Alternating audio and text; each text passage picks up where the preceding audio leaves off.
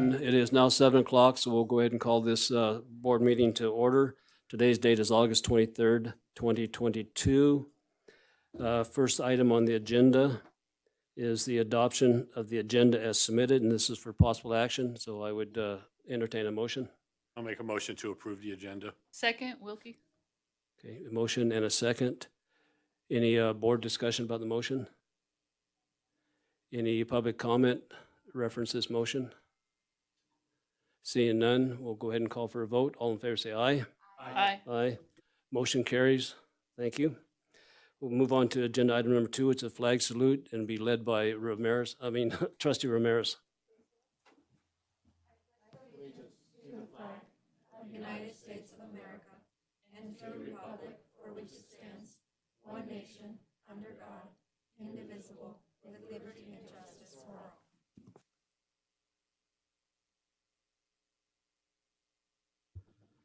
We'll move on to the next agenda item, which is the superintendent report. Superintendent Fueling.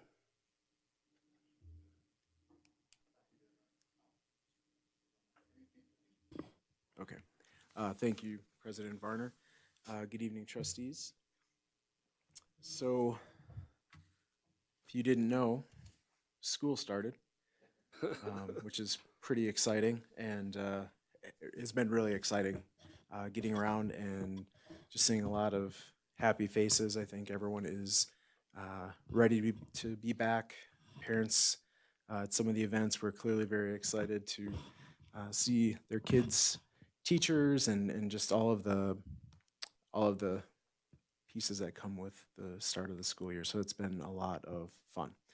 A quick update on enrollment. These numbers are not final. So one thing with enrollment is not until after the first 2 weeks of school has completed do we have numbers that have stabilized a bit. And even then, sometimes not until after Labor Day. In some cases, do numbers really start to stabilize. But our total enrollment numbers are very similar to last year. We're down 3 students, not counting pre-K. District-wide, once that is filtered out and updated today, it's actually just down 3. However, to note, Carson High at this point is up above 2,300 students, it looks like. That may come down a bit, but that is certainly still our largest school in the district. And it's interesting looking at the numbers overall. A lot of mid 600s in the high school level, and then it drops to the low 6s, 5s at the middle school level, and then really lowers out to the 500s. Our current kindergarten class this year is right now at 475. I would expect that to increase, but that is down well from prior years. So I just wanted to give you a little update on that. Again, it was very exciting with all of the meet and greet events, trying to get out to all of those, and my staff getting out, and I think overwhelmingly it was a very positive experience. A lot of smiles on the faces of everyone. Excited to see staff coming back. A big thank you to transportation for the work that they've been doing trying to keep us afloat. It has been a lot for them to make this happen, and I think a lot for all of our sites to make it happen. So I just thank everyone for their work and parents for their patience as we try to work through this. Last thing, we've started our superintendent site meetings, listening sessions last week. So I'm heading around to the schools and just meeting with some really happy folks right now. I think just excited to be back in school and seeing all the kids. So it's a good opportunity for me to learn a little bit about what's going on, and something that I'll be reporting back to you in the near future. So that is all I have for today. Thank you. And I want to thank you also. I know that you've been around to the schools a lot, and so I think it's very important. We'll go ahead and move on to item number 5, board reports, and this is for information only. We have anybody from Carson High School? I see we do. Just state your name. Yes, push the button, and if it turns green, it'll be working. Hi, I'm Ava Schofield. I'll be the student body school board representative for Carson High this year. So I'm super excited about that. To get us started, we have our senior sunrise this Friday on the home bleachers at 6 a.m. to kick off the school year for the seniors. And then we have on August 29th, there's a back to school night at 6. The parents come meet their kids' teachers. We'll talk. The principal will talk, and then our homecoming week, the assembly is on the September 9th, and then the week is the 12th through the 17th. And student council is currently planning that right now, so we're super excited about that. And then we have our sports. We had our first football game last Friday against Sutter Union. And then this Friday, they have a game in Calaveras, California to play them. And then volleyball had 3 games tonight against Minogue. Girls soccer's playing at Spanish Springs currently right now. And then boys soccer plays Hug tomorrow, home. And then the cross country's meet, I think it's their second meet, is this Friday. I'm not sure where it is, so sorry about that. And then the first tennis matches are next Tuesday against Minogue. The girls will be home, and the guys and the boys will be at Minogue. And that is all. So thank you. Thank you very much, and welcome to the board meetings this year. Thank you. Looking forward to it. Anybody from Pioneer, or does anybody have any update on Pioneer activities? Seeing none, move on to, we'll go ahead and do the NASB update. Just a quick update. If you haven't signed up for the training that will be September 10th and 11th in Las Vegas, go ahead and sign up for that. And also you can get signed up for our annual conference. That is going to be November 11th. It's that weekend. You've got the email. Let them know. And they do have a room rate there if you want to stay up there rather than drive back. 11th and 12th. And if you want to come to, they are going to do a new trustee orientation on the 10th. So if that's something you feel a little shabby about or it's been a while, you're welcome to sign up for that one as well. Thank you for the update. I may also mention that Trustee Walker's not here tonight. He had a conflict. We'll go ahead and start on the board announcements. Joe?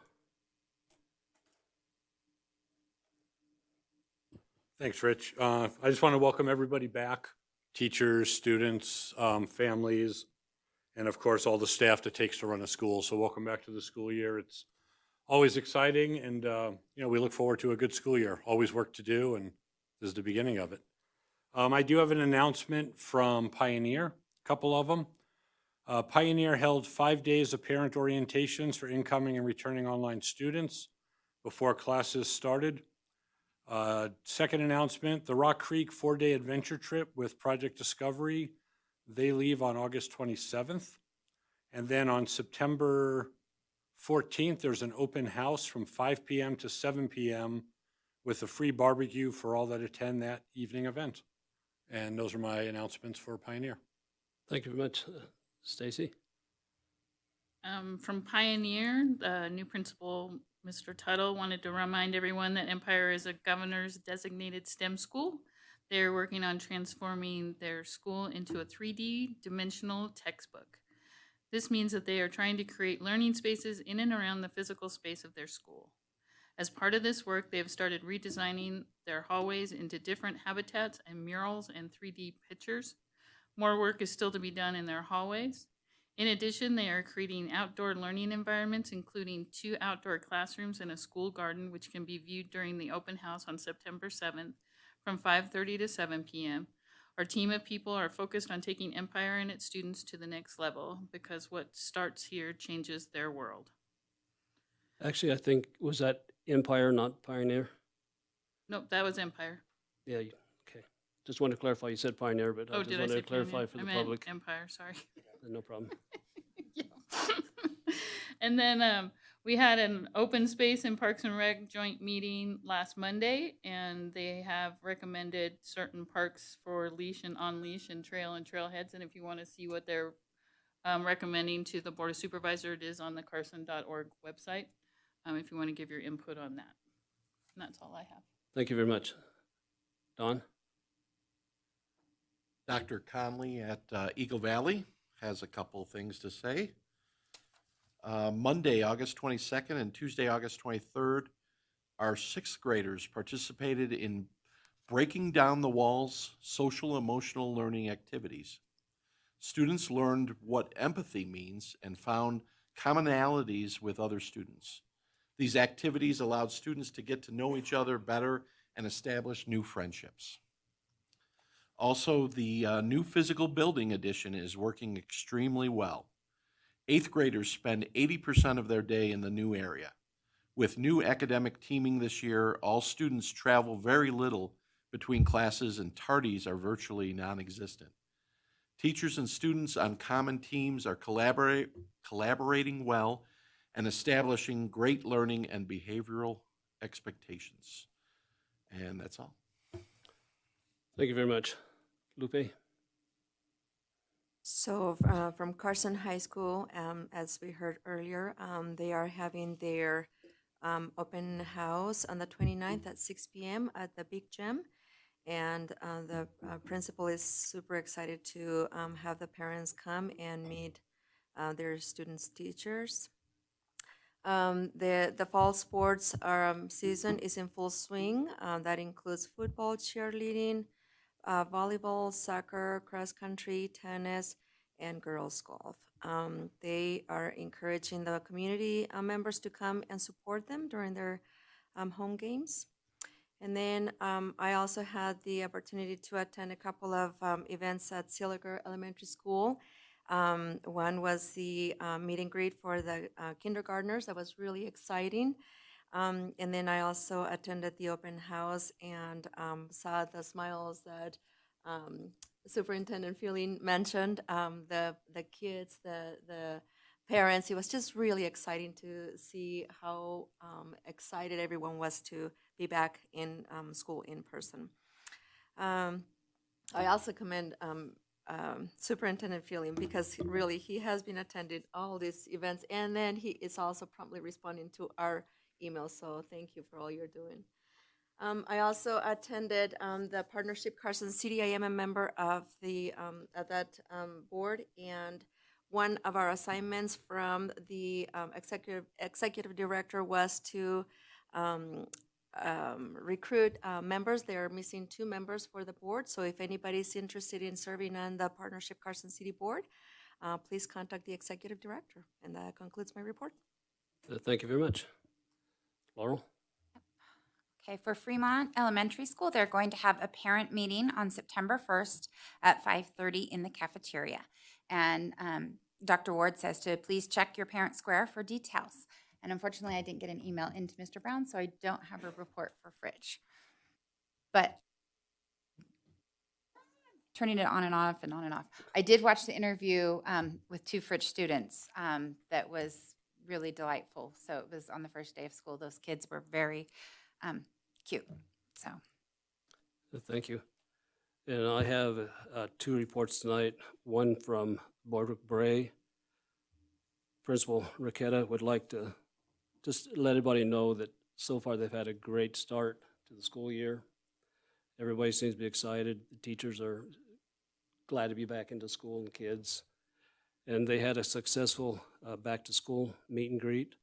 And I attended that one, and there must have been 300 or 400 people. Stacy was there, and there was a lot of parents, a lot of kids. Everybody seemed to be having a good time. They had hot dogs and some ice cream and stuff, so it was a nice get-together. And then they also wanted to remind people that on September 18th, they'll be having their 2nd annual Bordwick Bray Day at the Reno Oasis. You can get your tickets now by following the link sent out via Parent Square, or you can call the school for more information. And then students will also be taking the fall MAP test this week. And they appreciate all the parents and guardians' support and ensuring students get plenty of sleep each night, are at school on time, and they want you to encourage your student to do the best they can. From Carson Middle School, there again, the new principal, Amy Robinson, wanted to let everybody know that they're also off to a great start. And rewarding possible behavior is a main focus for them this year. They have a team looking into ways we can encourage students to make good choices and reward those who work hard and do the right thing. And they appreciate all the support from their families. and they're looking forward to a fantastic year. So that concludes my report. We'll go ahead and move on to item number 7, public comment. In making public comment. Mr. Pardon? President, Did I miss one? association reports. Oh, association reports. Do we have anybody for the associations here tonight with a report? Seeing none. Okay, we'll go ahead now. I'm sorry, we'll go ahead and now move on to public comment, item number 7. In making public comment, speakers are asked to come to the table or podium, sign in, speak into the microphone, identify themselves for the record. Commentators are instructed to limit their comments to no more than 3 minutes and to not simply repeat comments made by others. And we have not received any written public comment tonight, so there's none in your board package. Do we have any public comment?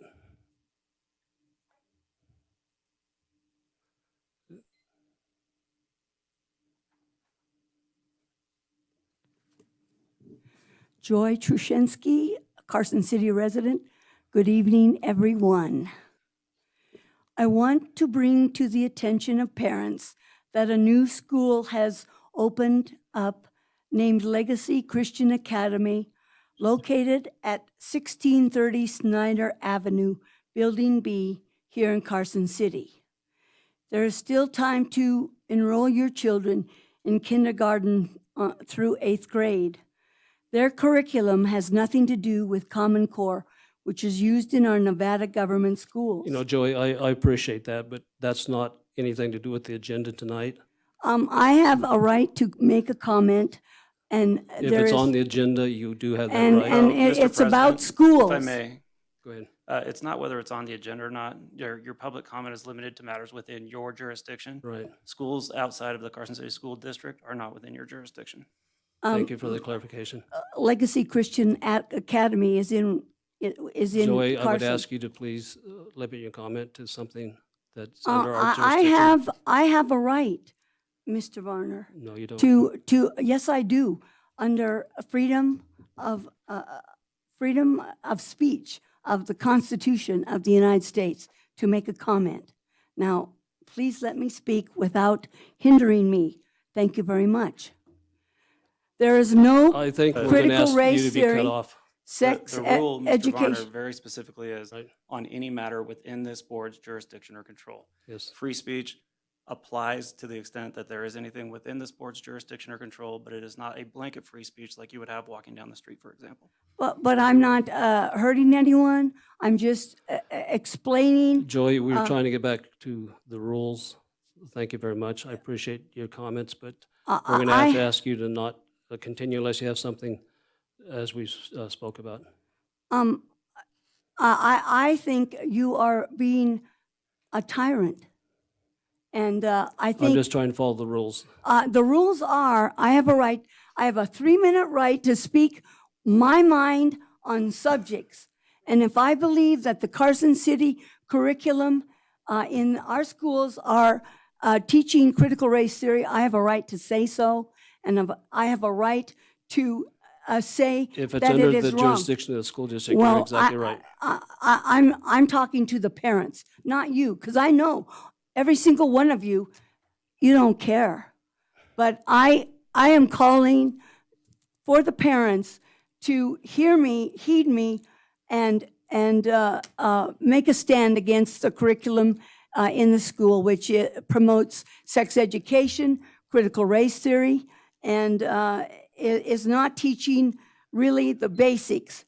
And Thank you. Your 3 minutes is up. yeah, and you violated the fact that I had 3 minutes here, and you violated my 3 minutes. So I ask Joey, you. I'd have to ask you to President stop, Varner. please. President Varner, to the extent the comment wants to go into the curriculum of the school district, that would be within All right. the purview of the school district's authority or jurisdiction. Talking about the availability of a school that's not within our jurisdiction, obviously is without it, but the actual district's curriculum and what's being taught is within, so you would be fine to give an extra, 2 minutes or whatever for that. Thank you. I'm surprised you said that. Anyway, currently, our government schools teach the Common Core curriculum, which is poor quality, indoctrinates our children in critical race theory, which is socialistic and communistic in its views. It is pushing the lie that America is a racist nation. There is no critical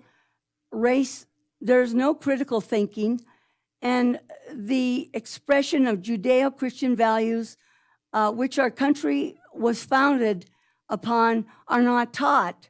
The government schools are robbing our children of their innocence with the teaching of sex education and hedonistic ideas. Parents must stand up against this garbage, and if it does not change, go to alternatives like Legacy Christian Academy. Thank you for your time.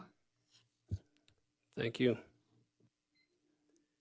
Any other public comment?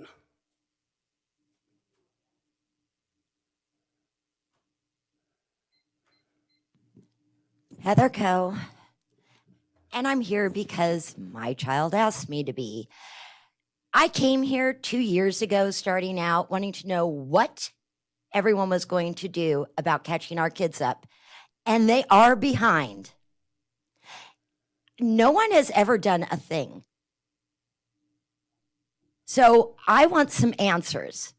And instead, we're going to let a bunch of socialist freaks in the legislature from Clark County dictate what our kids have to take. My child wants out of his homeroom or whatever garbage social emotional learning that's being taught, which was an absolute joke so far this week. All they did was talk amongst each other and get on their phones because no one had it together, which is not a shock. But I want to know why that time isn't being taken for kids to be able to catch up. If they're going to be forced to sit in a classroom together with nothing but whatever weird crap, they want to teach, with whether it's critical race theory or that gender identity crap, okay, which goes against science. I want to know what you're going to do about math and about reading, which our kids are failing in. So if someone could please get back to me, it's been a couple of years, so that'd be nice. Thank you. Thank you, Heather. Any other public comment?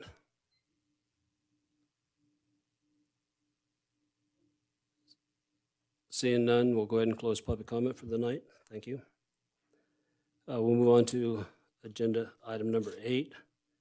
This is introduction of John Waring, Chartwell's Dining Director, and a brief update on Chartwell's food service and the Carson City School District Nutrition Service Program. This is for discussion only. And I think we also have Elizabeth Snyder, and I believe, is Adrian here also? Okay, thank you.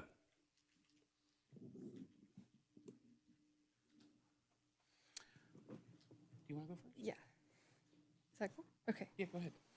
Good evening, Mr. President, members of the board. It's great to see you all. Thank you so much for giving us a few minutes of your time. So first off, I wanted to start with a huge feat that we accomplished last year. District-wide, we served over 1 million meals to our students. Now, to give you some context, in a typical year, we serve 600 to 650,000. We not only did that, but we did that while being critically understaffed like the rest of the district. So to say I'm proud of my team is the understatement of my life. So just very, very, very proud of them for doing that. Also, quick side note, Athena and Adrian are passing out some parfaits for you guys to sample, one of our breakfast items that we serve our students. Another update this year, you've heard on the news, I'm sure, that all students eat for free in the state of Nevada this year.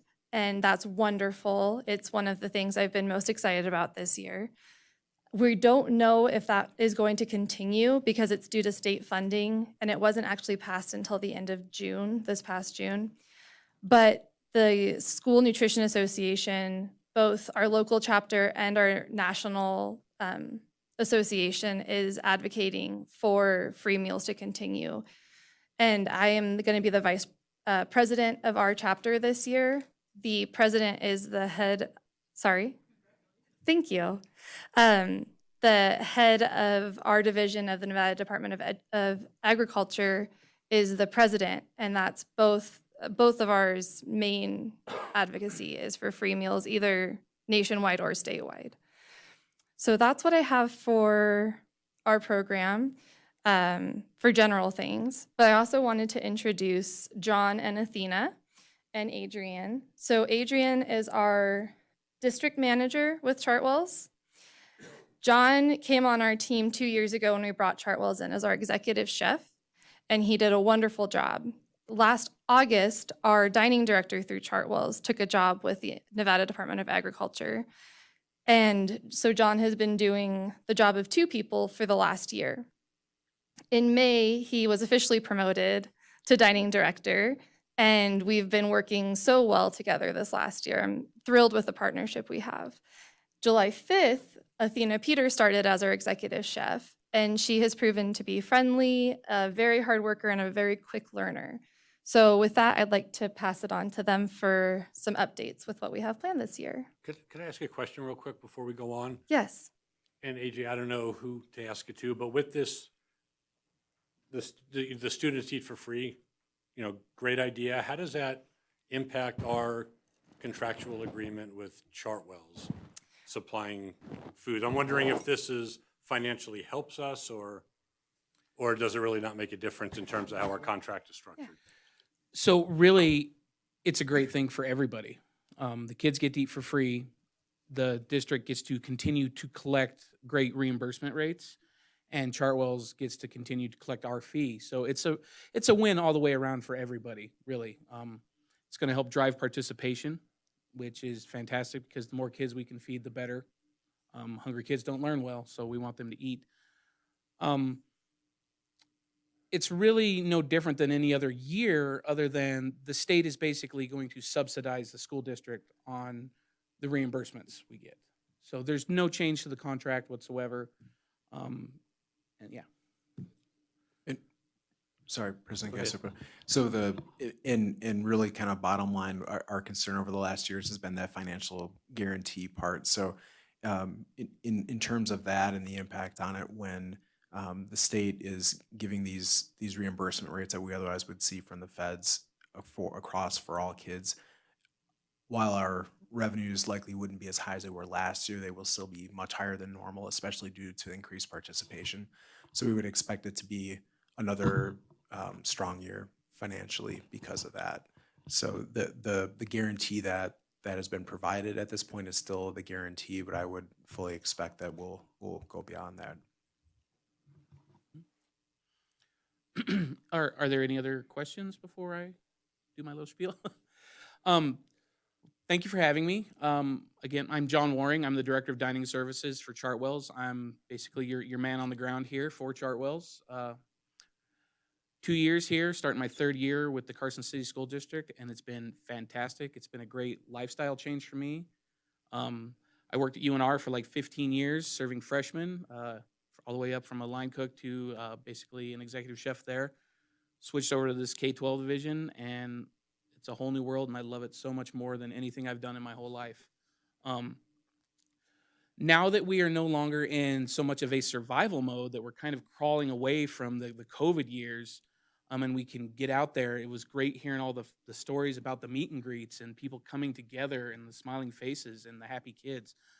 We, as Chartwells partnered with the school district, want to build on that now that we can. We've been working on a lot of things behind the scenes for the last couple of years that we haven't been able to attempt just because of the restrictions and safety regulations and everything. We plan to be out in the schools a lot more with some fun, engaging events, food and nutrition education, just getting the kids excited about school meals, letting them learn who the lunch ladies are, what the staff is like, just kind of bringing a lot more fun and joy into the cafeteria, while still getting the job done in the time frame that the principals need. And just, we are definitely committed to meeting everyone's needs to the best way we can, financially and socially. We have a couple programs that Athena's going to be heading up now that I have a chef to work with me. Discovery Kitchen is our main one. That's going to be focused on education, fun, just engaging the students and letting them know that what they're eating can contribute to their mindset and what does this particular vegetable do for you other than taste great. So we are still kind of in the planning stages. We got some events set up for September.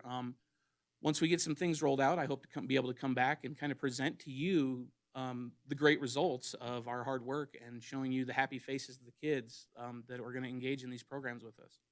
I'd like Athena to tell you a little bit about herself and some of the stuff she's going to be heading up this year. Hello, I'm Athena Peters, the executive chef. A little bit about my background. I was able to transfer out to this amazing company.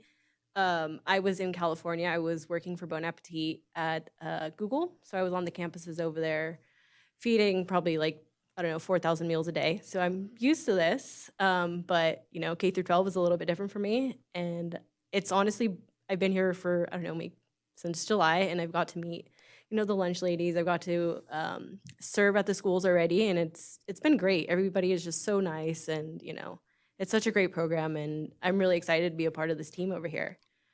So some things that we will be launching this school year, we have Discovery Kitchen that we talked about. We have a thing called Mood Boost, and then we also have Student Choice. So for Discovery Kitchen, what we'll be doing is we'll be setting up like a little pop-up area in like the cafeterias, going in and during like lunchtime and teaching kids like cooking demos, introducing them to new fruits and vegetables, just educating them and bringing a fun experience into that. And then for the Mood Boost, which is really cool, we have these 6 moods that kind of relate to children. It's a little bit more accessible for them to kind of understand. But eating these certain types of vegetables or whatever, it helps them understand like, hey, if I eat this, it's going to make me calm, or if I eat this, it's going to make me happy, excited. And it's such a great program. We'll have like swag we'll hand to the kids. There's like little like quizzes and stuff like that, and kind of get them engaged. And then we also have the next one is Student Choice. So we will be bringing in like concepts to children in the schools and giving them options so it's like, we'll be starting with like 2 to 3 concepts of different types of like restaurant meals and stuff like that, and giving them a choice to vote on what they would like to bring into the school or into the menus, and so they could try out new things. And, you know, they have a voice, and, you know, like, hey, I like this is going to be on your menu. So, yeah, I'm really excited. It's going to be a great year, and I'm looking forward to it. Thank you. And, you know, we're totally expecting all these engaging events to, again, boost participation, which is going to just be a win for everybody.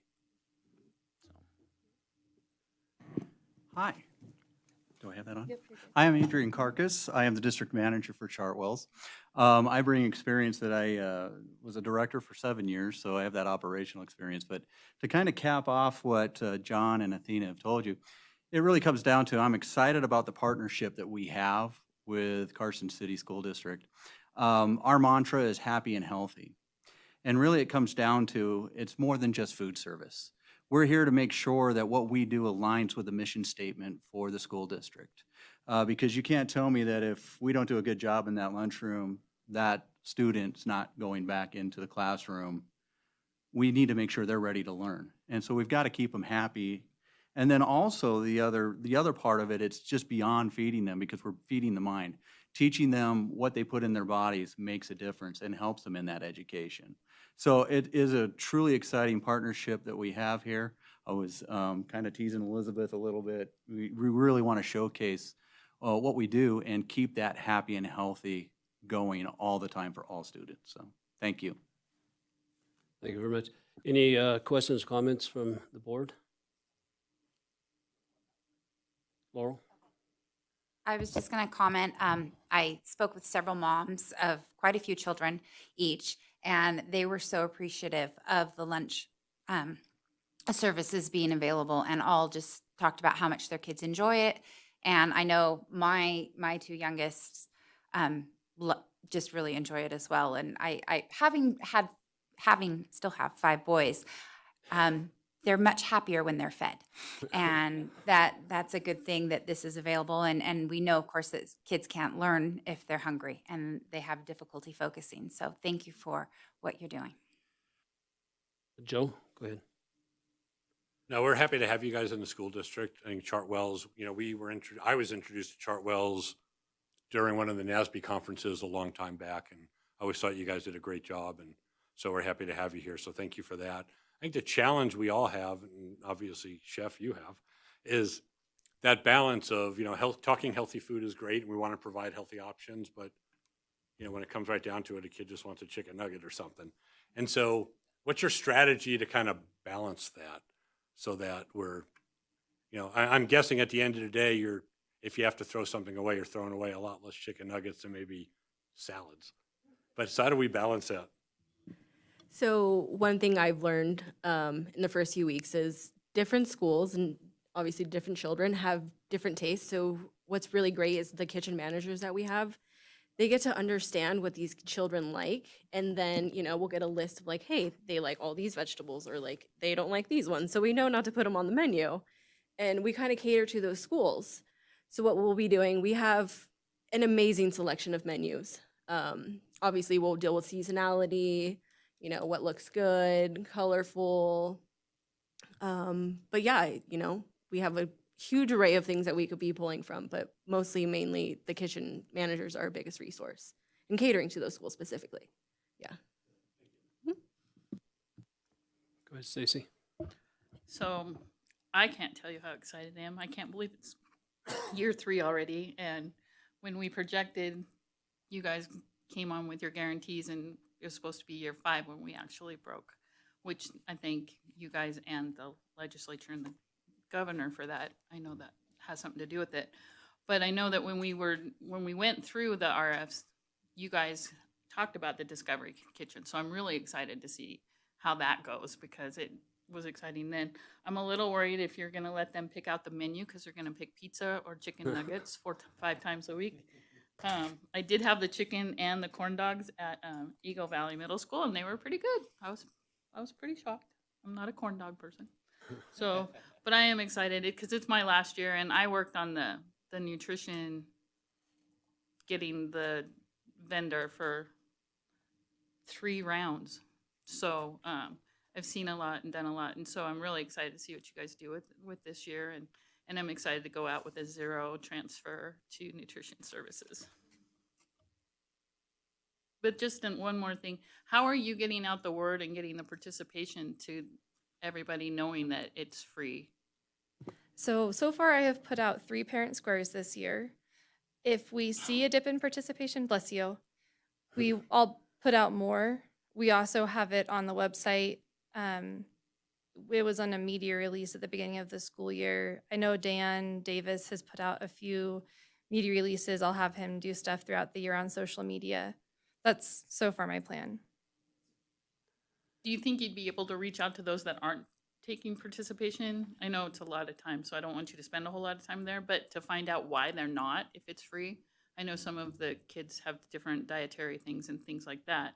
And you guys have a great website to find out what exactly those dietary things are that are on the meals. But if there's a chance, with all those spare moments that you have, you can find out. That would be great.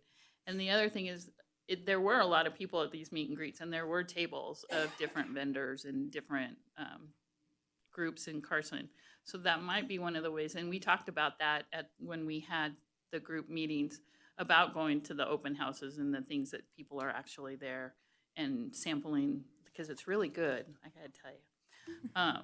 The food, and that the participation is free. So something to look at, going to them instead of having them come to you. Yeah, thank you. I actually am going to the high school's open house next Monday. I wish I could have gone to more, but it's been a little hectic lately.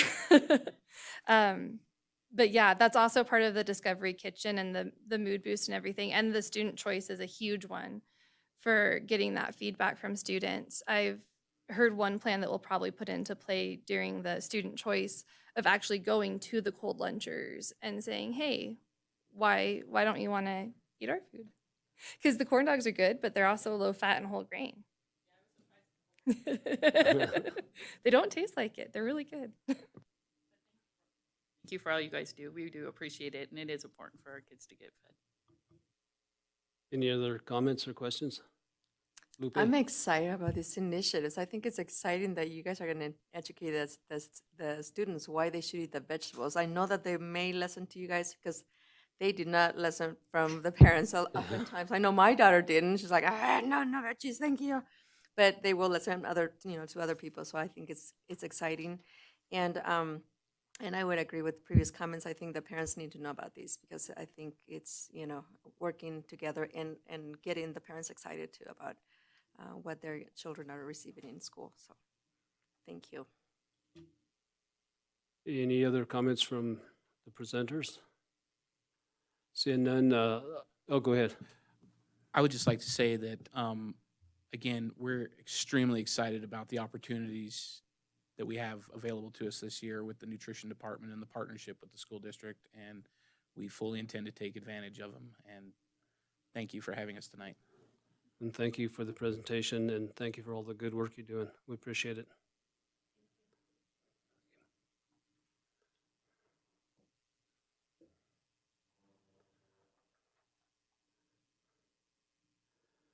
We'll go ahead and move on to agenda item number 9, presentation of the civics test results for the Carson City School District class of 2022. And this is for discussion only, and we have Cheryl Macy, and is Brittany here? Brittany is coaching her first volleyball game of the season, so she didn't want to miss that. There was a lot of students there. I saw Yeah. all the cars on the parking lot. Yeah.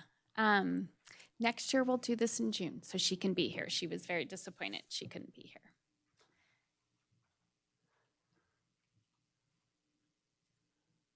Okay, President Varner, Mr. Fueling, members of the board. For the record, my name is Cheryl Macy. Thank you for having me here tonight. I am here to give our annual update on the government's civics test that is required in accordance with SB 322. Just some background, as I mentioned, the civics test is required under SB 322, which came out of the 79th legislative session. You can review the law on the link if you'd like to, but I'll go over some details on that. Students are required to participate in the civics test for participation only for graduation, and it must be modeled after the U.S. naturalization civics test, so we actually use the same questions. And students can receive a waiver for special circumstances. For example, some of our online students did receive a waiver for because of COVID and not wanting to come in. But for the most part, students take the test, and I'll go over that data in a minute. Just a little bit about the U.S. naturalization test. There's 2 parts to it. There's an English portion and a civics portion, and it's the civics portion that we are required to model our test after.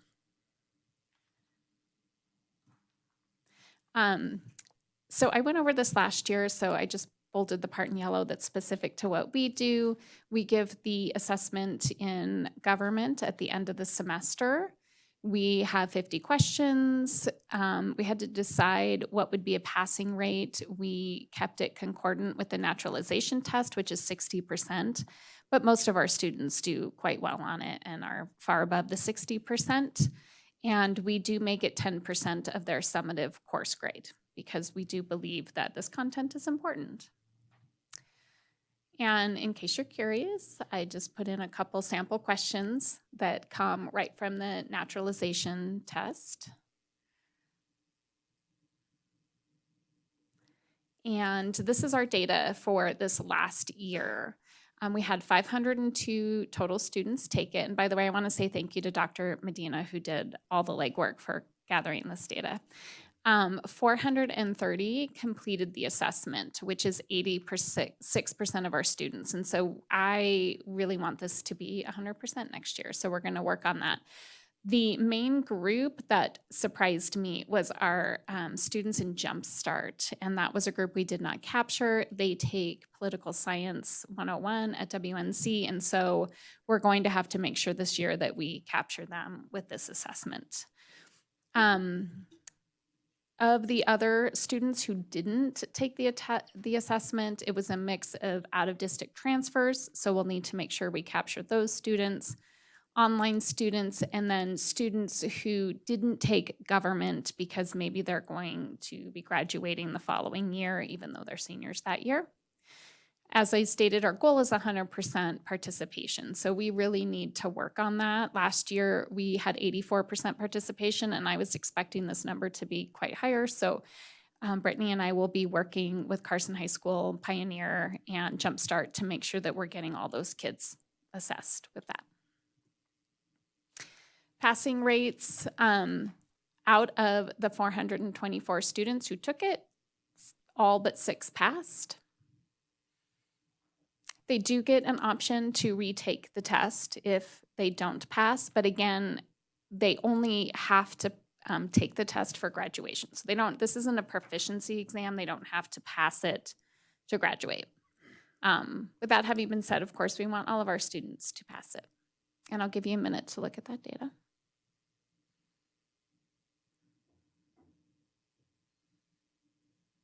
Cheryl, I had a question for you. Sure. I understand the Jumpstart and some of the other factors, but our online students, how come, what was stopping them from participating and taking this exam? It's a matter of bringing them into the school to take it. They do so much of their work, at home. These are our fully remote students. These aren't kids who are, taking a few classes here and there online. These are fully remote. I thought we had captured more. So that's definitely, like I said, a process that we need to work on. And Brittany and I have already had some discussions about that. Cheryl, did I hear you correctly? They don't have to pass this exam to graduate? They do not. They have to take the exam to graduate per state law. We include it as 10% of their grade for government. What happens to the kids who did not participate? They went ahead and graduated, or? Yes, they graduated. This is an issue of a system and not the student's fault. So of course, we're not going to hold them back. So we're working on a way that we can track this more systemically, most likely in Infinite Campus, so that we have it locked down next year. Good questions. Thank you. I thought I had one more slide. I'm sorry. So any questions? Any questions, Laurel? No, I just want to commend all the young women who took the test. Yeah. Since they all passed. Yes, 100% passing rate. Any other comments or questions right now? Okay. Thank you.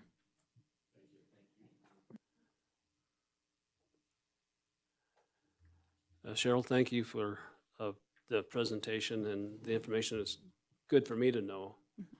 And I did pass the 2 questions. I got the right answer. Glad to hear that. Thank you. I remember one year though, they made us take, we had like I a think- 10-question test, and I was thankful you didn't do that to us.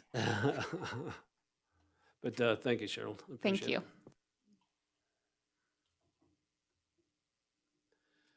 Okay, we'll go ahead and move on to agenda item number 10, adoption of the Carson City School District test procedures and security plan for the 2022-2023 school year as required by NRS 390.275 for possible action, and Dr. Ricky Medina will be presenting. Thank you.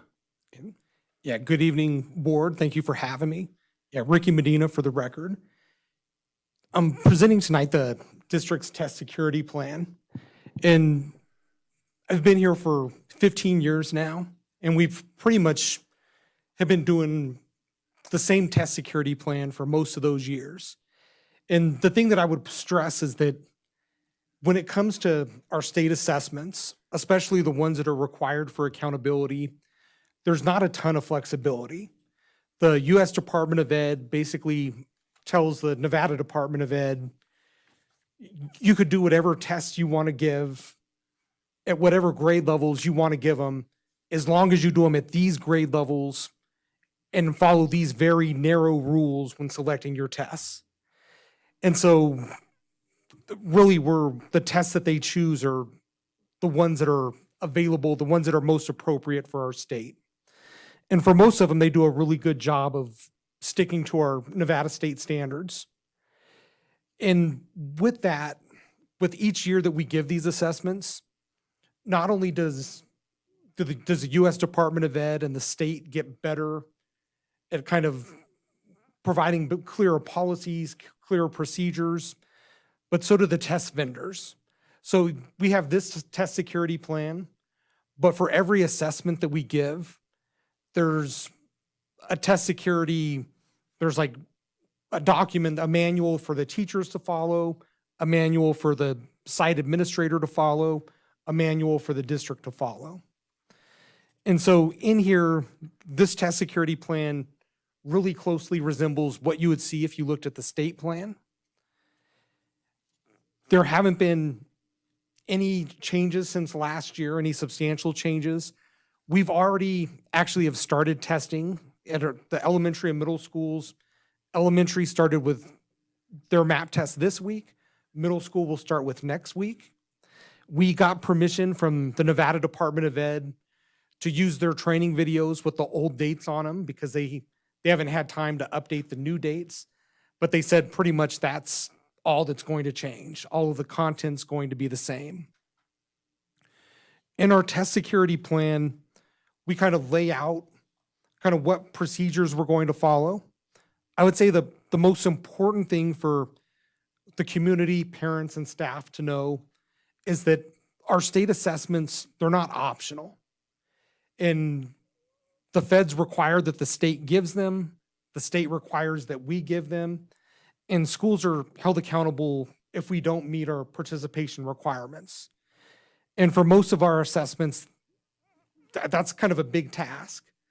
We have to test 95% of the school population. We have to test 95% of every subgroup that you could think of, whether that be an ethnic or racial subgroup, our special ed students, our ELL students. And if the group's smaller than 25, that means there's only one kid in that group that we can't test in order for the school not to have their star rating held hostage. The test security plan kind of lays out for our district, our site administrators, kind of what we expect of them. We meet once a month throughout the school year. We are back and forth with communication.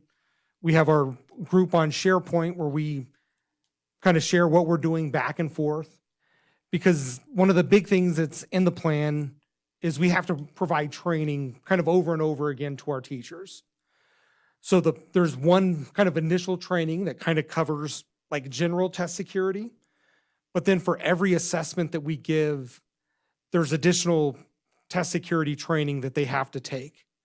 So for the Smarter Balance assessment, that's like one set of training for all the tests. But then you also have the NA assessment, the science assessment. For our WIDA access for ELL learners, there's like 4 or 5 different tests, and they all have different training requirements. So it's important that teachers get not only that first initial training, like this is kind of the basics about testing, but then they get that individualized training as they get closer to each assessment. In years past, we haven't had any major like testing violations. The state hasn't had to come in and do any investigations because tied to this testing, a teacher's license could be put at risk or a school principal's license could be put at risk.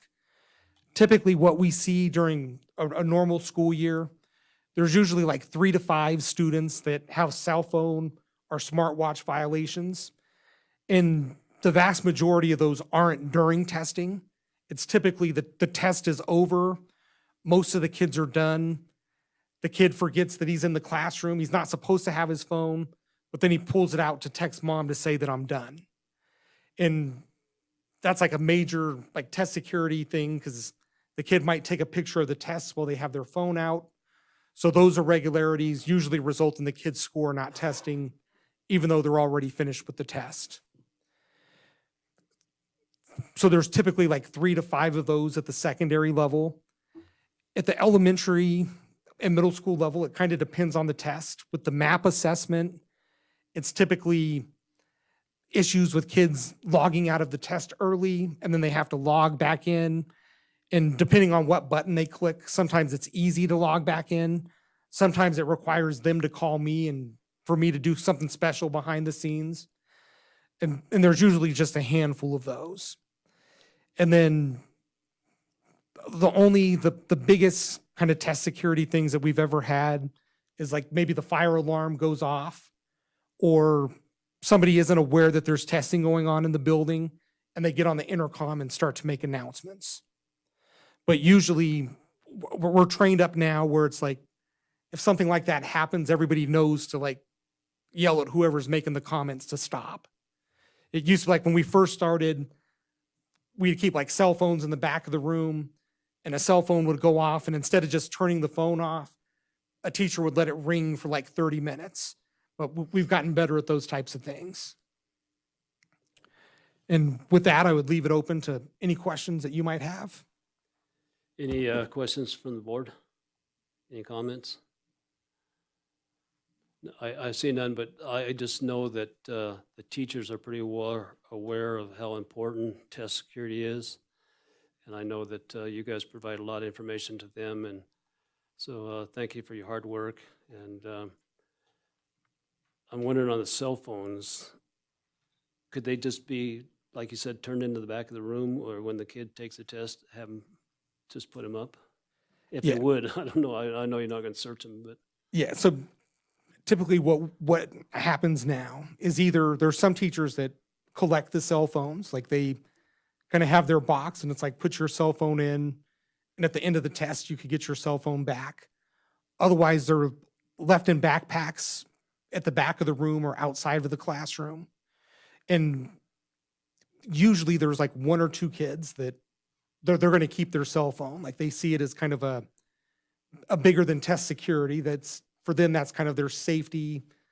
And so sometimes they don't tell us that they have a cell phone. right. Well, thank you. I see no questions, so this is for action. So if someone wants to make a motion, Don? I move that the Carson City School District Board of Trustees adopt the Carson City School District test procedures and test security plan for the 2022-2023 school year as submitted in accordance with NRS 390.275. We have a motion by Don, second by Laurel. Since this is an action item, is there any board discussion about the motion? Seeing none, any public comment reference this motion? Seeing none, go ahead and call for a vote. All in favor say aye. Aye. All opposed say nay. Thank you, motion carries. Thank you very much for the presentation. Thank you. And I was going to bring dinner, but then I saw I was after nutrition services, so. Dinner would have been nice, but thank you.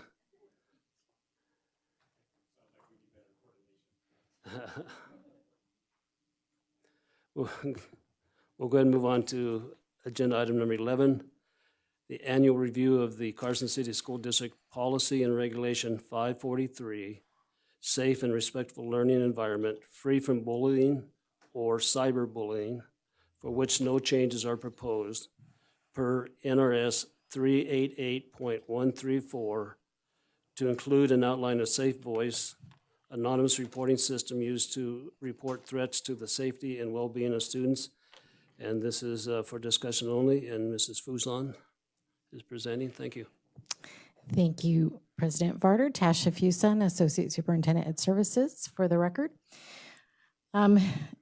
As President Varner already read, we have a requirement under state law, NRS 388.134, to review our district's policies that provide for the provision of a safe and respectful learning environment on an annual basis. So this evening's presentation will serve as that review. In your packet, you have a copy of both the policy and regulation. We are not suggesting any changes to the policy and regulation, so we'll just walk through it. As we walk through it very briefly, if you have suggestions that you would like us to entertain for updates, please let me know and we can go back and make those changes.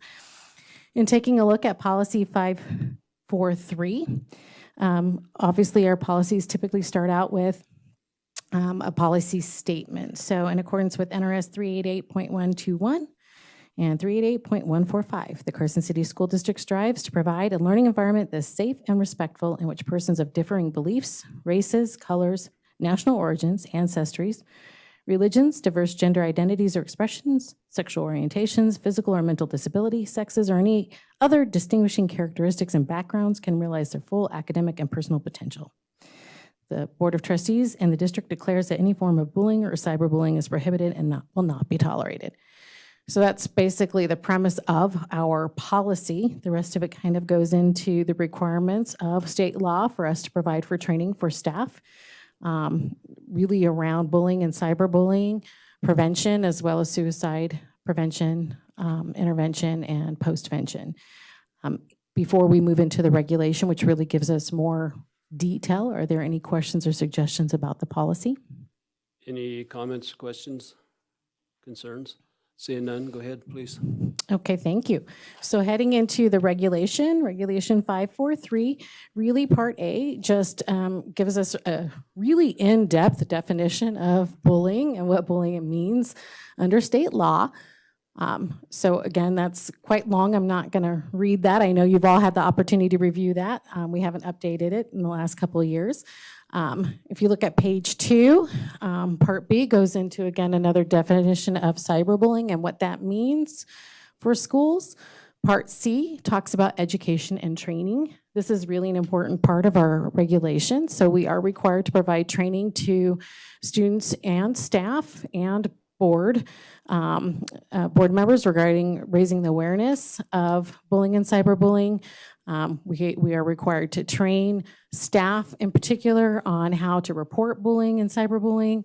We trained students on how to report if they're being bullied or cyberbullied, or if they notice or see anyone being bullied or cyberbullied. Part of the trainings that we have provided this year, this is where my PowerPoint comes into place.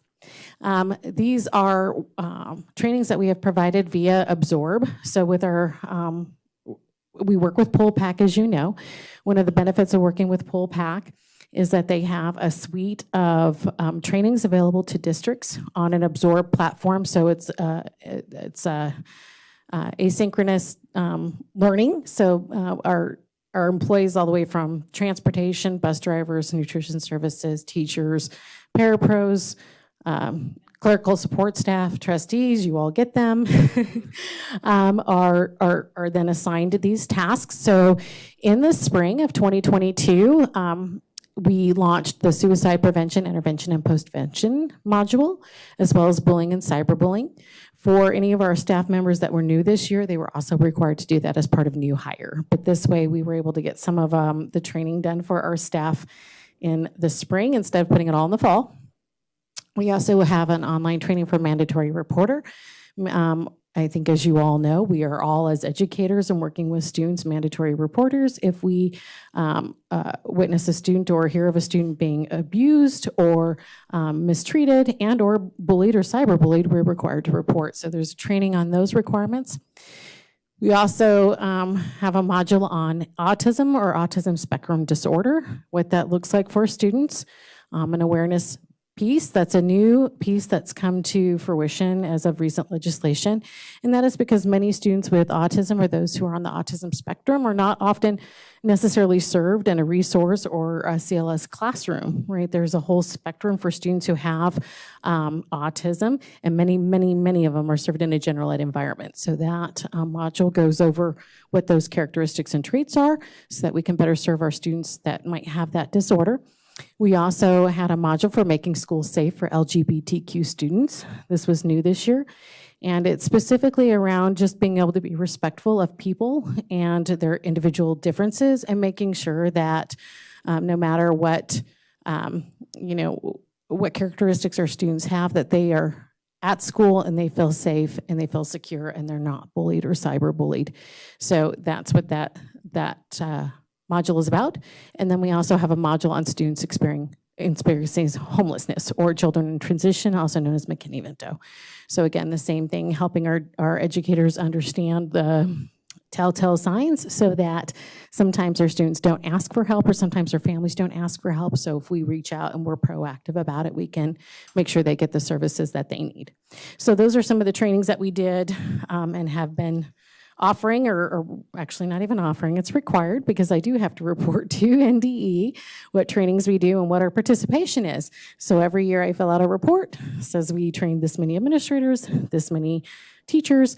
For our students in particular receive training on suicide prevention, intervention, and postvention type activities in their health classes, so in 7th grade and 9th grade. And then every school does a week of respect, which really focuses on, so all the way from elementary up through high school, which focuses on, again, getting along, making sure that you're an upstander, that you report bullying if you see it. Again, providing for a safe environment for all students is really the point of that. If you move to, or transition to page 3 of our regulation, Part D talks about complaint procedure and resolution. So again, we actually have in regulation here for any of our families that need some guidance with the step-by-step processes for reporting, the fact that we are required to keep confidentiality. There are very specific guidelines from the state on what the investigation piece needs to look like. On page 4, notification of all parties involved. There's timeframes that are attached to that process. If you look at page 5, it goes into interviews. So all parties must be interviewed. Parents, again, must be notified. Timelines for investigation. If we get a bullying or cyberbullying report, we have to investigate within 2 days.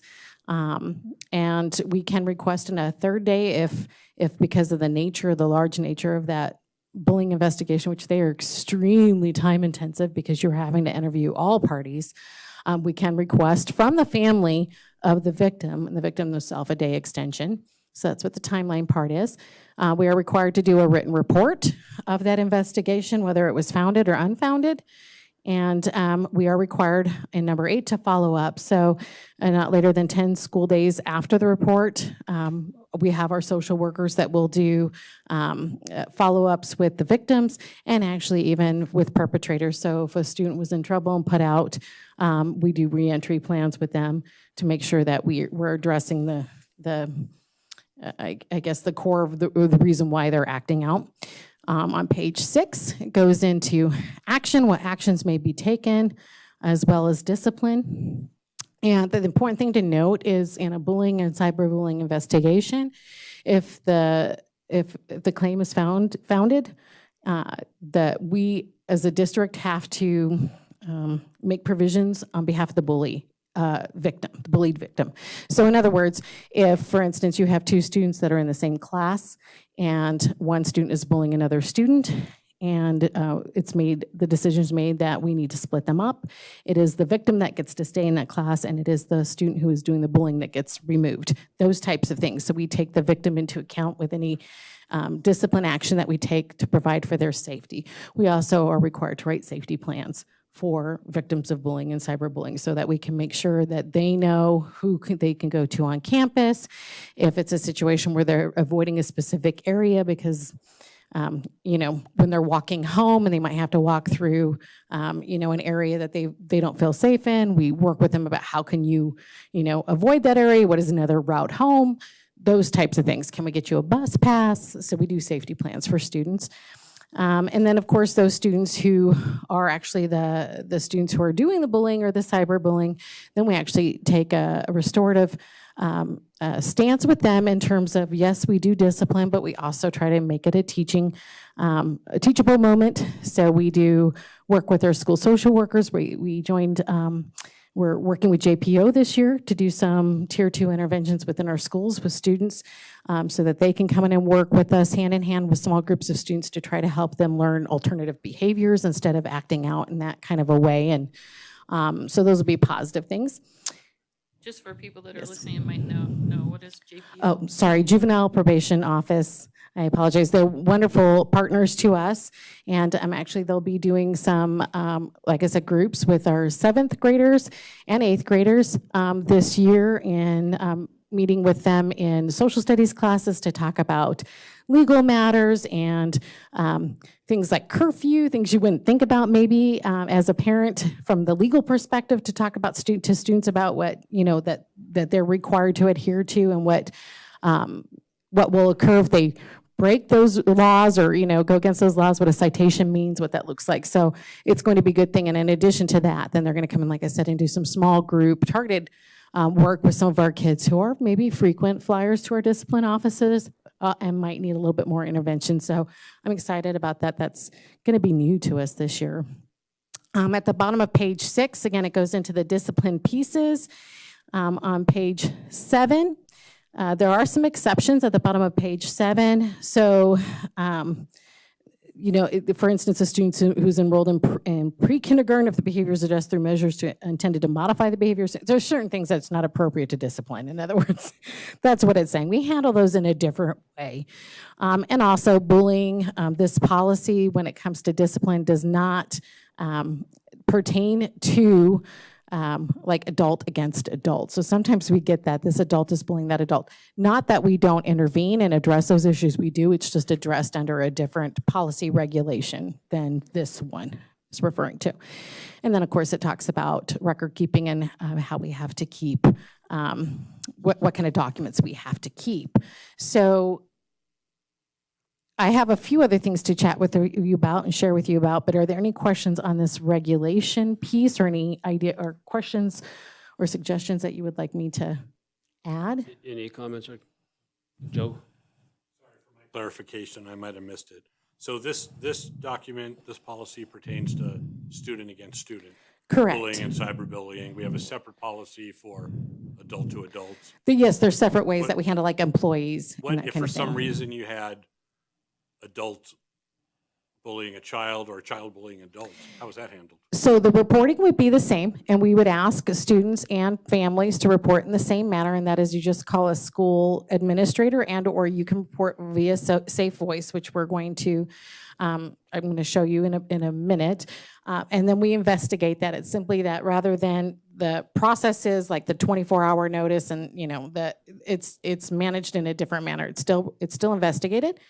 It's still communicated to those families, but then when it comes to if it's an employee, an adult employee, discipline is much more specified by their contract. So is it a written warning? Is it a written reprimand? Is it admonition? Is it suspension from work?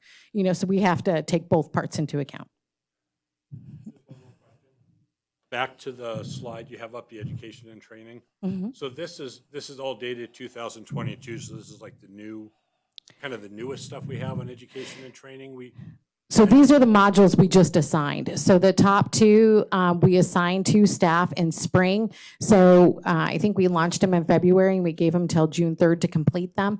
The other ones we launched right at the first day of school, and they actually have until December to complete them. Okay. Mm-hmm. And we still have modules on, like when I was in school, on, you know, folks bullying people due to their various ethnicities, race, that kind of thing. That's still part of this whole thing. Yes, that's part of the global one, the bullying and cyberbullying. Okay. The reason for the LGBTQ and autism one is because new updates in state law, I think it was the 2019 legislative session, it might have been 2021, but the point is that they required for us to do additional training for those specific protected class areas. Okay, that's where I was going. Thank you. Now that we've kind of defined it with our policy, although there weren't many changes, do you see us reporting more just because there's more knowledge that certain things are bullying? I think we have had, I don't have the exact numbers, but we have seen an uptick in bullying and cyberbullying reports. Simply, I think it's more due to Safe Voice. So we'll chat a little bit about that, but it's really given families and students an opportunity to have another avenue to make a report or express a concern versus trying to call a school administrator. So I think it's because of the accessibility that we've seen that kind of, it's not a huge uptick, but it's being communicated more. We actually had a real decrease in bullying and cyberbullying investigations during COVID as we were out and students were, you know, working remotely. that's an unfortunate thing because what we know is actually there was just as much, if not more, bullying going on. But I think because the location of the Students for Learning was in the home, they didn't think to bring, parents and students didn't think to bring the schools into the solution of that. So we saw actual declines, and then we saw it rise back up again last year. I just have a real quick question too then. Do you see more incidents of physical bullying, or is it more now cyber bullying? So, that's an interesting question. And the only reason I'm saying it's an interesting question is because we've recently realized that even fighting, we now have to do, like if students get into a mutual combatant fight on campus, we are now going to be required to do bullying investigations for those, which we haven't done that in the past. So we might see, if you add those together, physical might be more than cyberbullying in terms of what's reported. I don't believe it's more prevalent than actually, I think what is occurring. I think cyberbullying is probably much more prevalent than physical bullying, but that's not necessarily what our data is showing us. Unfortunately, we still have families and students that don't necessarily report all of the cyberbullying that's going on. And that's just from an educational standpoint that we really need to work with our students on. It's not okay to feel like you're anonymous behind the screen and therefore be saying unkind things. And, sometimes that disassociating with that, person versus seeing them face to face, it's harder to say something mean to somebody's face than it is to be able to type it in or say something online, but we don't have it reported as much. However, if you look at the fights that we have on campus or the physical altercations or even verbal altercations, they typically are tied to cyber pieces as well. There's obviously, in most cases, there's online bullying that goes along with it. It's very common. Thank you. So in addition, this next piece, this is just a snapshot of the front page of we do have a cyberbullying manual for administrators in our district. We do train all of our new administrators on this manual. We've taken everything that was written in NRS and required and put it together. So you'll see, for instance, the table of contents here. So we have put together a resource for them. So what are the investigatory processes? How do you have to report? What are the procedural requirements? We put together a list of all the forms that could be used, how you do an interview, how you do reporting, how do you do a safety plan, how do you, that kind of thing. The resource list are different resources within the community that can be, students and families can be referred to. So we do additional training other than just those modules I was showing you from the procedural standpoint of how you manage this as a building administrator and what your requirements under a state law. So that's an example of that. We also, for families and community members that may be listening, I want you to know that we do have access to safe voice and bullying and cyberbullying materials on our district website. So this is a copy of our front page of our district website currently. This is my favorite page, or by the way, favorite picture of new superintendent Fueling. I absolutely love that picture. I was going to say, that guy in the front looks suspicious. I'd Right? keep an eye on him. I told them I think this is a fantastic, because that is just how welcoming Superintendent Fueling is. But if you click on departments and then you click on educational services, one of the drop downs is how to be and stay safe. We had a lot of conversation about whether or not we should change that, but we figured many folks might not associate safe voice or bullying, cyberbullying, because sometimes it's beyond bullying and cyberbullying that you want to report. So how to be and stay safe in school. We thought it was more general and maybe would make more sense for families if you were trying to look for things around safety.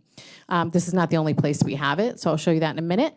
But when you click on that, here's what a copy of that web page looks like. And you can see it has to the left-hand side additional sub-pages for defining bullying and harassment, how you contact your school, social emotional learning as it relates to, that's the prevention piece, being nice to others, how to solve conflict versus being in arguments.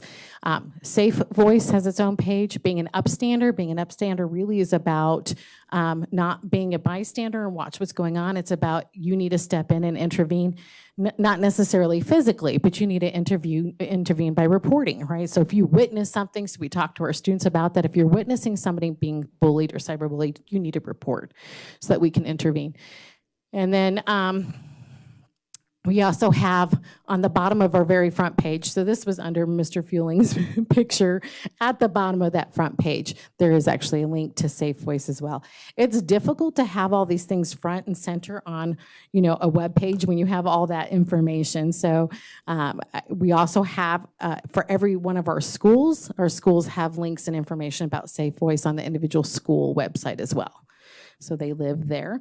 In addition to that, in every office within our district, so including at the district office, but all school offices, we have pamphlets that have been put out on bullying and cyberbullying by the Nevada Department of Education in conjunction with Safe Voice. So this is the front page. It talks about bullying, the law, how to report, what your rights are. This is the back page. What is bullying and how to report it and what happens next. And it has information, again, how to get a hold of Safe Voice. This is also available in Spanish. All of our students, again, in their health classes, that's kind of where we have a tendency to focus the direct instruction component at middle and high school regarding bullying and cyberbullying as part of their health curriculum. So all of our students will be receiving these resources as well in those classes. And again, for families, they are in pamphlets, physical pamphlets in the office if they want them, and or on our district website. So you can actually download this information, these pamphlets, from the website. So that's how we try to just communicate other than in classes. So are there any other questions? Comments or questions from the board? I do have a question. Lupe? So this information is not available to parents through Parent Square, these templates? These are not on Parent Square itself. I mean, we can send them out via Parent Square, but they are on the website and on school websites. I mean, we could send them out that way as well as an attachment. I think it would be very helpful, Okay, especially for those parents that do not look at the website. absolutely. We can do that. Mhm. I was just thinking along that would be like an annual, hey, here's for your information, here's the procedures. That's not a bad idea. Absolutely. I know there's not a lot of room on the front page, but I really would like to see that marker go to the front page. The one B, how to be safe. Okay. Because I have to click 3 or 4 times to get there. Or And I scroll to the think- bottom, I know. Scroll, Yeah. and I don't think people put that together with Safe Voice yet. I don't think there's that connection, because there's a lot Right. more other information in there than that. It tells you how to report bullying, which includes Safe Voice. But I would really like to see if we have room to talk to Like Jen on the about quick link the piece. quick link piece. I think it's Yeah. more important than the air quality index that we have on there. Yeah, absolutely. And I do agree with I think that brochure should go out because it does detail everything and it's a really good process. I see no other comments right at this time, but I would just say that I think Safe Voice is a good vehicle for kids to use. And I think that kids are starting to feel more comfortable using it. And I think it's a great thing, and I support it 100%. And I think the rest of the board does also. Thank you. Well, I appreciate your suggestions. We will definitely take those into consideration and send out the Parent Square, and I'll see if I can get Mr. Davis to bump something from the quick link. So I appreciate your input. And thank you very much for the presentation. Absolutely. Thank you. I appreciate it.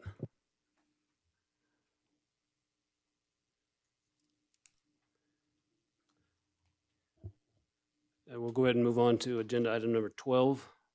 Discussion and possible action to approve a 2023 legislative session bill draft request from the Carson City School District to allow specific flexibilities and reduce workload in state reporting as allowed by Nevada revised statute. This is for possible action, and Superintendent Fueling will be making the presentation. Thank you, President Varner, and good evening, trustees. This evening, before you, for this item is, I don't know, the language of it is a little strange to me, so I guess I will present it as it's like an intent to file a bill draft request, because this is sort of like an application to file a bill draft, but it says local government bill draft request, but this isn't really a bill draft request in terms of how I think of a BDR. So this is something that, as far as I'm aware, the district has never done, or at least not for quite a while. And for districts that are in counties less than 700,000 in population, and I'm sure you can't imagine who that would exempt, we are allowed to file one bill draft request for the during any legislative session. This request has to be filed before September 1st, which is quick approaching, and I do apologize because I wish I would have maybe had a little more time to talk through this a little bit with you before we came to this meeting, just to talk through some of this and make you aware of the intent here. And then by November 16th, we must pre-file our BDR, the bill, with the Legislative Council Bureau. From there, assuming everything has worked out okay, we will have our own BDR going into the legislative session. This, I guess, first off, I don't like taking credit when it's not due to me. So this idea I came across in, I don't know, I think it was at a conference I was at a long time ago. In the state of Texas, they have something they call it Districts of Innovation. And basically, in an attempt to try to allow districts some more local control and some more flexibilities from what can be very strict parameters for how we operate, they allowed districts to, if they had a plan and if their boards approved, to basically exempt themselves from certain portions of law. And when this started in 2015, it was a brand new idea, and already just, where are we, 7 years later, of the 1,064 districts that are in Texas, 889 take advantage of it. And one of the things I think that's important within that is when you look at all of these plans have to be posted on their websites. They're all easily accessible. They're all posted on their Texas Education Agency, state agency website as well. They're not all the same. There are some commonalities within them, but I think to the point that if you're talking about maybe some local flexibilities given the situation that you are in, you will see different districts doing some different things, trying to utilize this to best suit them and ultimately provide the best experience for their students. So with that, if you look at this application, again, I guess that we've put together, it doesn't ask for a lot of detail in the intent, but I think it's just, I just want to read this because I think it's important to the overall understanding of the idea. And so districts all have locally grown ideas on how to innovate to improve the services they offer, to make themselves operate more efficiently, and to problem solve their current situations. Often some of these ideas conflict with state law that was written for a past education landscape and do not allow for districts to deal with local issues in a nimble manner. This bill would allow districts with Board of Trustees approval to exempt themselves from portions of NRS regarding licensure and hiring, class size, scheduling, evaluations, reporting, and processes. Most of these are found in NRS 391 and NRS 388. However, they are spread across many, many, many, many sections of those chapters. And so I didn't lay out every single little part of that. I feel that if this were to be approved tonight and we submitted this to LCB, they likely would kick it back and say, look, we need some more definition to what you're actually asking for here, which is entirely reasonable. It's just, I want to make them do that if I don't have to do it, I would prefer not to, because that's probably a lot of work, but that's okay. But truly the intent, I think, over the 8 years that I've been here, and Mrs. Fusan has been here, Mr. Sadler's been here longer, Spencer not long enough. But clearly there's been a lot of frustrations we have had over the years, and you've heard it in many different ways and many different formats in many different places. And if there were more challenging times in some ways than right now, I am not sure of what those are regarding staffing and concerns about employee retention and those sorts of things. So trying to, I guess, find reasonable ways to make our work better and take away some of the fluff that maybe doesn't need to, or that there maybe isn't such great purpose to in terms of what we're really trying to do here. I think it's worthwhile to at least attempt that. And so that's really where this comes from. So one of the things I wanted to point out, and just kind of, I guess, some examples of what we're talking about here, but one of my frustrations, and I know Ed Services frustrations, has to do with class size reduction. Clearly, this is an important law that has been around in Nevada for a long time. It started back in, I think they started measuring class sizes or tracking class sizes in '88, and I think it came into full implementation in '91, so basically over 30 years. There is a lot of reporting behind the scenes quarterly that happens along with this program. And in the event that, let's say your class size ratio limit is 22, and you have within a school, you have maybe a class of 21, 22, 22, and a 23. Well, your class of 23 violates, right? So districts have to, in these quarterly reports, notify Department of Education that you are over by 1, and you have to tell them what you're going to do to try to fix it over time, and why it happened in the first place, and what you're going to try to do to fix it over time. And it's effectively, for these situations, it's almost always the exact same answer. If you're over by 1 in a classroom, you're not necessarily going to hire an entire new teacher for 1 kid, right? That's not a sustainable response. And well, if we just had money, and it wasn't an issue, maybe we would. And so that again, it's not a sustainable plan of action to fix it in that manner. So the other frustration with that is, Mrs. Fusan's department will put together that report, send it out, and there's invariably many classes across the district that have that. We have 150 elementary classes that will get sent off to the State Board of Education. 93% of all elementary classrooms in the state of Nevada file for a variance because they have gone over their class size requirements. 93%. And that is not a new number. It's been hovering there for quite a while. The whole reason class size reduction happened is because most classes were over these class sizes in the state of Nevada. The State Board of Education has never in 30 years ever sent it back saying, no, that's not okay. So why are we doing this?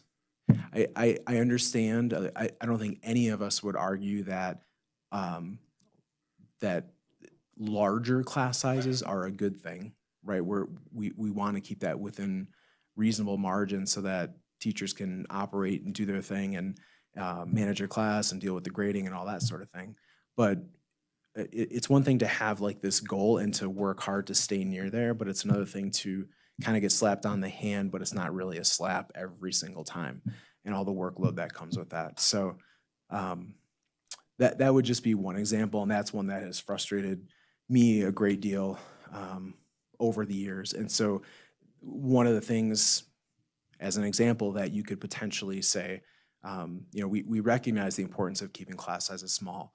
We don't recognize the importance of doing all this reporting, so we'd like to exempt ourselves from the reporting piece, something along those lines. And I don't, clearly I would say that nicer in an application or in what we're submitting. But some other kind of just general ideas of things we could consider as we would talk about this further. Within evaluations that happen, we are very kind of strictly, we have to follow strict rules as far as evaluation process and how often staff have to, especially teachers, have to be evaluated, and the system, the evaluation standards and system that we use for that.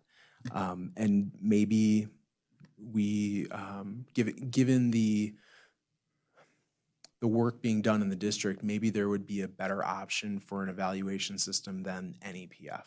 And NEPF, I mean, that's a big deal, right? So, but if we have something that really makes sense in terms of what we believe makes sense for us with what our tools are, and how we want to move forward and kind of judge our progress, maybe there's something that would make more sense for us. Again, how often we have to do these evaluations. Maybe if a teacher is rated highly effective, maybe they don't have to be evaluated again for a certain number of years beyond. Just again, some flexibilities given certain situations, and that would relieve some workload there. There could be some requested flexibilities in what licenses are allowable, and some of this gets back to the staffing situation and what is okay within, say, within the middle school level, who can teach which classes within the middle school level, depending on license. Sometimes there's issues with, we have a K-6 license, and so a K-6 license can only teach 6th grade at the middle school level, but maybe if they're in the middle school already, there's some allowance beyond that. And I don't know that that's it, but again, just if we're having trouble finding teachers, maybe some flexibility there, even if it's temporary, would be beneficial. Teachers coming from out of state. So right now, it takes the Department of Education about 8 weeks to process a teacher license. And we've had this come up, I think with 3 out-of-state teachers that moved to the area, that their license, I believe at this point, is still in process with NDE. It was maybe 2 weeks before school started that they had applied to the district, and we're very happy and thankful that they did. But it's kind of a strange circumstance because they still have this other state's license that maybe a license Nevada recognizes in terms of reciprocity, but in terms of timeliness, they don't recognize. So we're waiting and waiting and waiting and waiting. And we find ways to deal with that, but it's not ideal. And it would be a lot easier if we didn't necessarily, in those terms, if we have someone from a state that Nevada already recognizes for reciprocity, they have a valid license, it hasn't expired, could we just recognize that from the get-go, and then we can wait for them. They still need to go through and get the Nevada license, but it's not something that holds up the process. So again, there could be a lot more to this. I think there's more for us to work through, and really a lot of it comes down to what we are dealing with locally, and some of the creative people that I have around me with ideas of things that maybe would help us do what we do better. And so that really is ultimately the intent of this, is to allow districts to request those flexibilities. If we are bringing ideas to you in some form of plan, and it is something that seems to make sense to you, and we have good support within the district for it to at least try something out, that we would be able to do that. So I don't have any more to say. I'd be happy to answer any questions you have. Any comments, questions from the board? Joe? I got to stop this going first thing. It sets me up sometimes on the hard stuff. You always raise your hand, so. I do. I just like just a little bit though. I think in theory this makes sense. Yeah, so I mean I'm for it. I just want to make sure, like when we talk about the reporting, evaluations, and the process behind the things we need to do, I think there's a lot of room to streamline and simplify it. And if the state could ease up on those in some, reasonable manner, I think that makes a lot of sense. I just would want to be careful when we, when I first read it, licensure and hiring and class size, I mean, those jump out at you because we have a staffing shortage, can't find people, all these things. But, and I don't know what the answer is for sure, but raising class sizes to a, pick your absurd amount, but some absurd amount, or bringing in somebody to teach a class that, we're already doing that just has a high school education, they can come in as a sub, does sacrifice our ability to educate students to the best of our ability. And we run into doing these kinds of things and then of course getting beat up about it by members of the public that you're not educating our kids, you're not doing this. And in some degree they're right. We, what can we do? We don't have enough money, we don't have enough people. And our solution is, well, we're gonna load up these classes with 42 kids and see what happens. And so somehow I wanted, maybe if there can be some language in there, and I don't know how, to just somehow address that we're not going to run amok with this, but we've got a serious situation that needs, that needs some latitude here. And I don't have an answer, so I'm fumbling for words, but, I would just hate, and I'm not saying we can't be educating these kids because we need to be, but you want to make a statement to the state and the feds, close your doors and say, sorry, we're maxed out. Maybe it's time you help us out for once.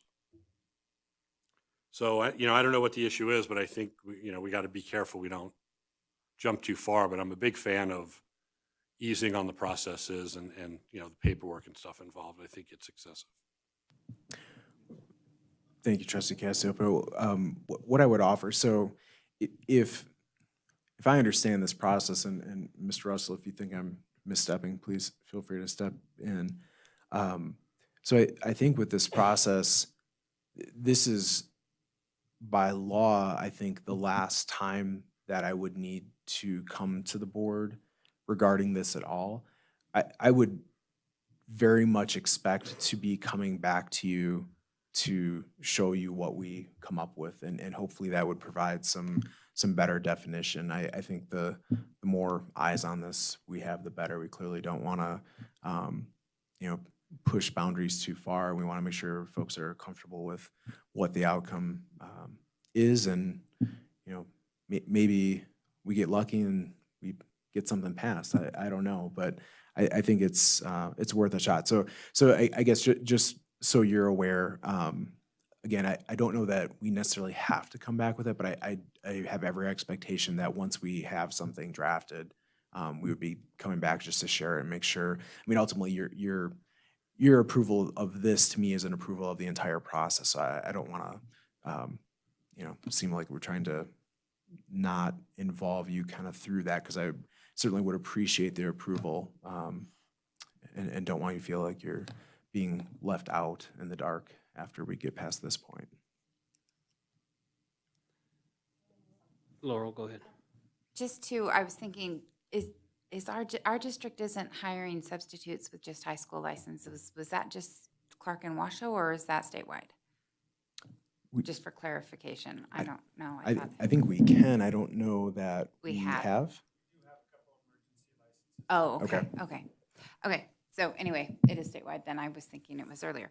One of the things I'm thinking, because I agree that we want to keep class sizes small, but we also we recognize the scheduling. Sometimes at the secondary levels, you're gonna have a little bit higher number of kids in a class because somebody wants their orchestra class and somebody wants this class, and so it works that way.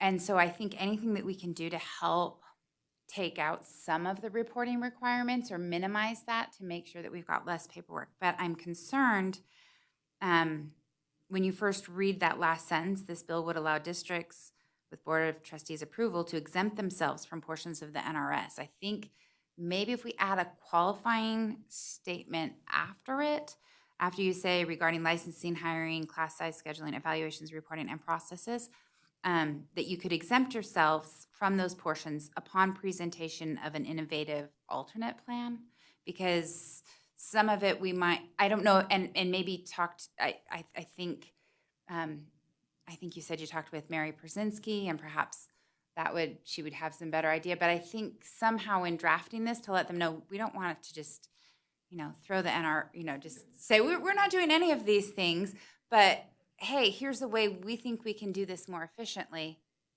We're going to, maybe we're going to limit class sizes to no more than this number, which gives you a couple more students, and then we're not going to report it because you guys approve it all anyway. Something like that would possibly work. I don't know, but that's just something I was thinking. Stacy? So when you're talking class size reduction, and I know we get that report in our consent agenda every quarter, but is it tied to the money for class size reduction, that piece that we have in our budget? So it's not anymore. It has, they've taken, the state has taken all of that money, and like most of the, what they call categorical monies, all these other kind of state grant type items, they, whatever the total amounts that were funded prior to this last session, they slightly cut them and then put them into the new funding pot and said, hey, we just put all that money in there, but unless you actually went through all the documentation, you didn't realize that they actually cut a lot of that funding along the way. So that's really not the answer to your question. So it is no longer tied to the number of, what it used to calculate is what they thought were the number of extra teachers you needed based on ratios that you had in 1988. And as you are trying to improve those ratios from 1988 to get the number of teachers you needed to get down to, say, 22 kids in a classroom, that's what you were getting funded for. And even then, it wasn't really enough to cover the cost of that teacher, but it's beside the point. But anyway, going forward, that is no longer the case. They just took that portion of the money and put it into the larger pot, and that's it. And then I think it's great that you're taking this initiative. I mean, we've done different things with, when Assemblyman Creener was in there and he got Dondero Loop on there. So I'm glad to see us taking a stand. Have you talked to our representatives that are in our district to see what they think about this? Not specifically about this. I had a meeting with PK O'Neill a couple weeks ago. We were more talking about just the larger PCFP funding concern, and well, I guess in some way we talked about this, but not specifically about this, just in terms of the workload, the additional workload on staff in the schools, staff outside of the schools, all the required trainings. Mrs. Fuson had that list up earlier, and that I think is reflected in this, is trying to find some way to either not necessarily get around it exactly, but to show that we're already doing it, or that there's some redundancy that we don't need to do, or that maybe there's a better way to do it. And I think, I would put our folks in this district against any with being creative and trying to find better ways to do things. I know Mr. Russell has a question or a comment. Not a comment, maybe just a little thought to help it along. What this item before you tonight is really the identification of a problem that needs a legislative address or redress. And it's basically alerting the LCB that there is an extraordinary circumstance that is exacerbated by extra reporting, and that extraordinary circumstance is becoming less extraordinary. And so at this stage, I think what Superintendent Fueling needs is permission to go out and seek redress. And that redress can come in the form of hitting all the provisions of 388, 391, and everything else that touch these, or it can have one extraordinary situation bill.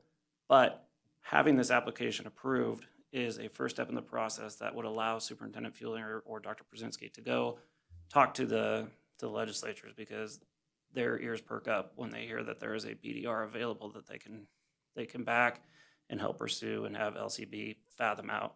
So at this stage, the minutia of what portion is going to be actually in the bill is a little probably premature. What Superintendent Fielding needs is permission to go out and seek legislative redress for a problem that's been identified. Thank you for your comments. Okay, yeah, we'll go ahead and, no more questions, comments, we'll call for a motion. I move that the Carson City School District Board of Trustees approve the 2023 legislative session bill draft request to allow specific flexibilities and reduce workload in state reporting, and direct the superintendent to file the necessary documents. Second, Wilkie. Second by Wilkie. Any board comment reference the motion? Seeing none, any public comment reference this motion on the table? Seeing none, I'll go ahead and call for a vote. All in favor say aye. Aye. Aye. All opposed say nay. Motion carries. Thank you for thinking outside the box and moving forward with some innovative ideas. Thank you. Thank you.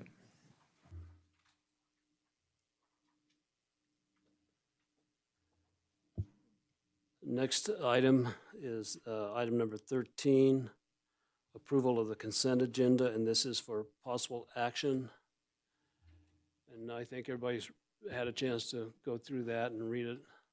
So I'll just go ahead and call for a motion. I'll make a motion. I move that the Carson City School District Board of Trustees approve the consent agenda as submitted. I'll second it. Second by Joe. Okay, any board discussion reference the motion? Any public comment reference the motion? Seeing none, I'll go ahead and call for a vote. All in favor say aye. Aye. Aye. All opposed say nay. Motion carries. Agenda item number 14 is just informational items. I think everybody can read those also. This is for discussion only. There's a couple events coming up that you may be aware of, you may want to be aware of and attend, but those are all listed in here, so we won't go through those. Then item number 15, request for future agenda topics. Stacy? Just, have we decided when we're having or are we even having a joint meeting with the Board of Supervisors?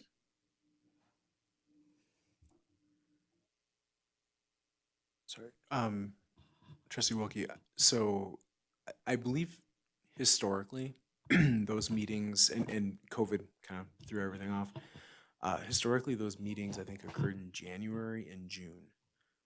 So it wasn't exactly 6 months apart, but about. So if we would stay on that path, it would be, I think, a plan for a January meeting. You could certainly try to push it up. I know for us, late November and December, it gets a little busy with inter meetings. So it was brought up by Sheriff Furlong that at that meeting, he was going to talk about school safety. If we're waiting until January, I'd kind of like to have a mini presentation or something before that, because that has been a big concern about a lot of the parents that I've been talking to with all the stuff that's been happening. So if we aren't going to have that presentation until January, I'd like to see if he would at least make ours earlier. We can do that. I'm sure the sheriff would be willing to do that. Any other topics, suggested topics? Okay, seeing none, we'll go ahead and adjourn the meeting at 8:54 p.m. Thank you for attending and all the public for listening. Thank you.